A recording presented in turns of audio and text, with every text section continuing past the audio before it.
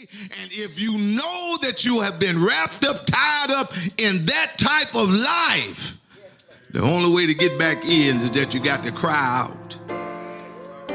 Listen to me. Put this under your wing if you don't mind.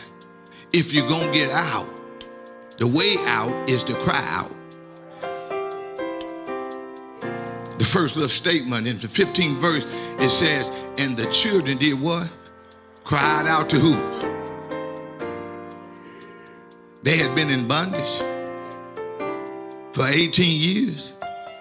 They had been in bondage for segments of 8 years. They have been in bondage. And they got tired of being punished. You ought to be tired of your shortcomings that God has put before you. And God won't let you go no further than where you are because you won't give him homage. You don't even remember that when you got down, you prayed to him and you prayed a promise prayer to him, said, Lord, if you get me out of this bed, if you get me out of this situation, if you turn some things around for me, I'll be a better.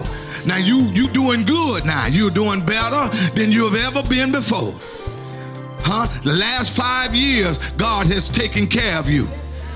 Hello, somebody. And in the midst of a pandemic, he didn't let the pandemic cover you.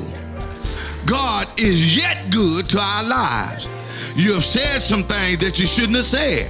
You did some things that you shouldn't have did. Don't matter what you didn't do. Some of our sins is not what we did. Some of our sin is what we didn't do.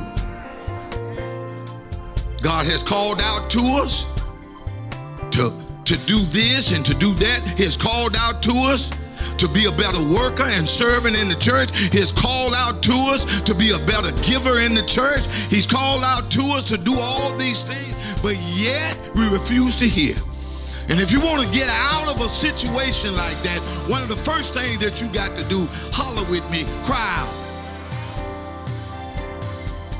Not to me, but you got to cry out to God. You got to spend some time in your closet.